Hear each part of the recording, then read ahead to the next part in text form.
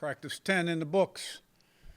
It's a race to improve as much as you can, and up to today, I think the effort and the improvement is on track. I think today we squandered an opportunity to improve as much as possible, and we're inconsistent in too many areas. Probably not mentally prepared to come out and do what it takes to have a successful practice and improve as much as possible. And there was just too much inconsistency across the board at all positions, whether it's a lack of detail, focus, preparation, which leads to a breakdown in execution. And, good players want to be coached. Great players, you can't coach them enough. You can't give them enough. They want more and more. Inconsistent players want coached on their terms.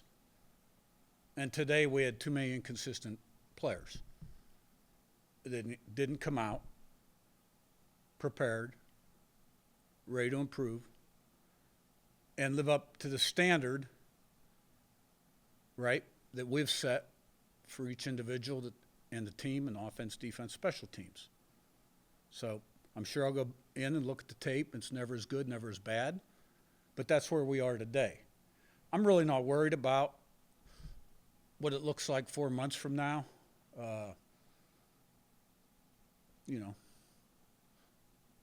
My focus is on what were we today, right? What were we today? What we put on tape? So, questions? News the Met Week. Yeah, you had your first scrimmage of the spring on Saturday, and you have another one this Saturday. What were your kind of takeaways from that first one, and are there any specific areas you'd like to see improve this weekend?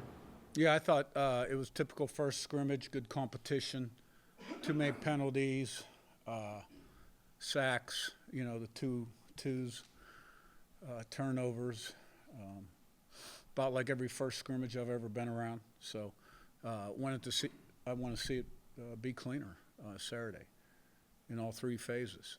Cut down on the missed assignments, getting 11 guys to do what they're supposed to do consistently, play in, play out at a high level, finishing plays, playing winning football.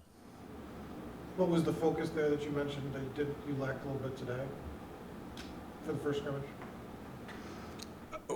We just didn't have enough juice out there today. There are too many coaches yelling to get going, and because guys weren't, I'm not saying every guy, but and up to today, I think the practice has been, they're never perfect, right? But the effort and energy has been good. Matt and Todd.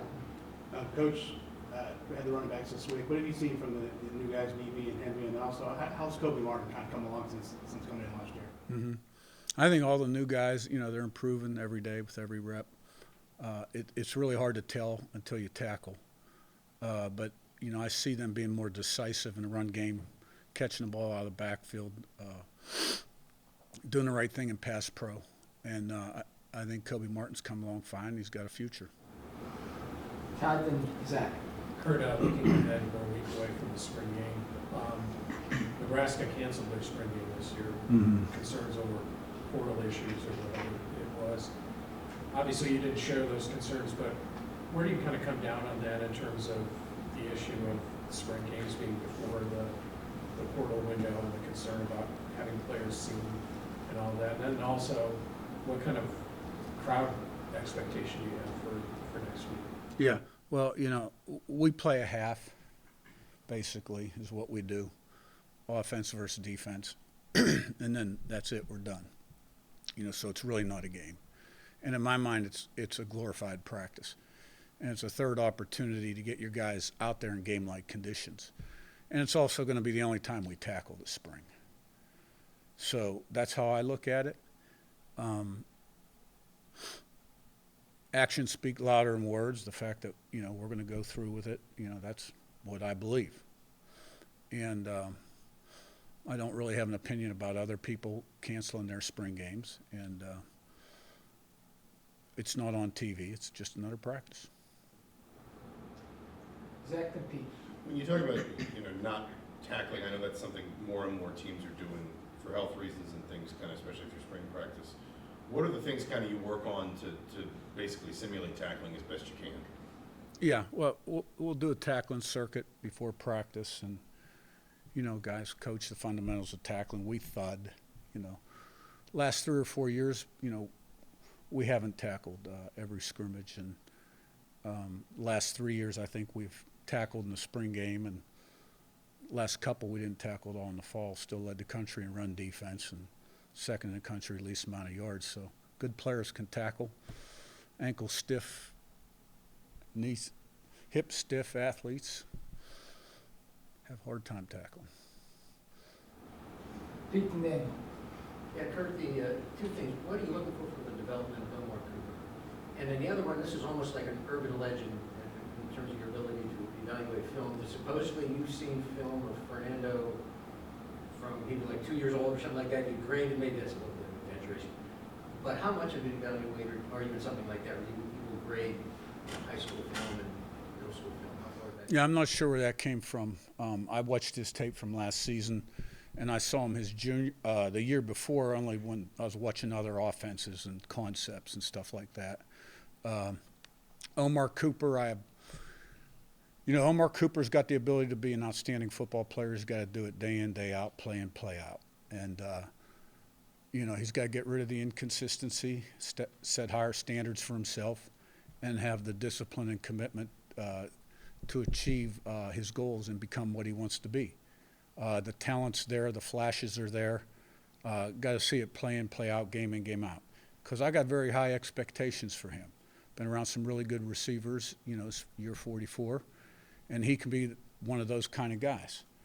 And but you got to be able to count on guys, day in, day out, play in, play out. Right? You can't be up and down. You can't be a guy that flashes on home games or at the end of the game, or you know what I'm saying. And part of that is maturity. Growing up now, he's not a young guy anymore, right? So I think Omar can be as good as he wants to be, and 98% of it's right between his ears. Daniel right in front and Zach Lee. Last week I want to stay on Chandler. You said you have to still coach him as well. What is that process like of trying to coach a coach? Well, I coach all the coaches to some degree, even the ones who've been with me a long time. With Chandler, it's more about this is what we've done offensively, and this is the history. And with everything on my plate as a head coach, I don't quite have as much time to, spend on all the little details. But he's done a really nice job. And that's a great thing about spring ball. You get that trial run, and and I think the quarterback's improving with every rep, and with every installation he learns and improves. And the quarterback right now is where all the other new quarterbacks have been that we've brought into this offense. He's the fourth one that's come in from the portal in a row now, and they've all been highly successful. But the first half of spring it's up and down. The second half of spring there's a little more consistency, but then in the fall you really see a big difference. So Zach Lee on your right and Joe. Coach, with the receiver room the way it is right now, what do you make of the role, and what are your expectations maybe for Charlie Becker this season? I've seen Becker take a step. Excited about his future. He gives you good effort every day, and big, tall. He's made some plays down the field. He's tough. I like Becker. Joe on your right and Zach. Coach, 10th practice, you mentioned some of the inconsistencies. How do you try and relay that message and that standard to build from a day like this? Well, that message got sent on the field during practice. I didn't wait till after practice to send it. So, and sometimes it's a little X-rated message. Zach, number rep. You talked there again about Coach Whitmer and kind of bringing him up to speed on some of the things you need from him within your staff. But I remember when you talked about Tino, you talked about some of the things you absorbed from him too, from his time with Coach Sarkisian. Are there some things, especially with Coach Whitmer's time in the NFL, that you can absorb back from him as well? Some things that maybe, whether it's conceptual, whether it's right. his process, that you might sort of pull back the other way? Yeah, with Tino, part of the attraction to me, well, first of all, I knew the family, I knew him. And, he was in the Alabama offense, which I had studied during COVID, because FCS didn't play in the fall. So when they had Mac Jones, all those receivers, and I liked what they were doing. And Tino was working under Sark. So, and I was looking for some new ideas. And, you know, we implemented some of them, not all of them. But there was still the coaching of Tino. This was his first full-time job. You know, he had been a graduate assistant and other things, and, you know, it took him a while to kind of, you know, it's like coaching a young player. You know what I'm saying? Yeah, Chandler has been around a lot of good people. He's older, and they're two different people. And Chandler understands what it takes. He's got a great work ethic, and he's very detailed. I'm not a big guy in taking NFL concepts into college football. It's a different game. I learned that lesson a long, long time. I'm not saying there's not some things, right? Hash marks are different. Proficiency, the players are different. The amount of meeting time you have with the players is completely different. So that normally doesn't translate very well down to the college game. What you've seen in a little bit of is the college game move up to the NFL. You follow me? That doesn't mean we won't steal a thing or two. But the focus up to this point, for the most part, has been, you know, what have we done in the past? What are we seeing out there in college football right now that we kind of like that maybe we could incorporate? Here's the last one.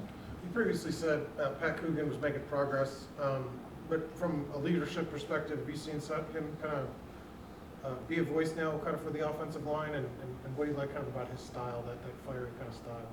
Yeah, I mean, first of all, I'm thrilled we had him. And I'm sure all the guys look up to him. And I think all things in time, right? And I'm sure a lot of these guys lead in different ways that I don't see because I'm not around them all the time, right? Off the field, and, you know, locker room, et cetera. He certainly has the potential to be a great leader.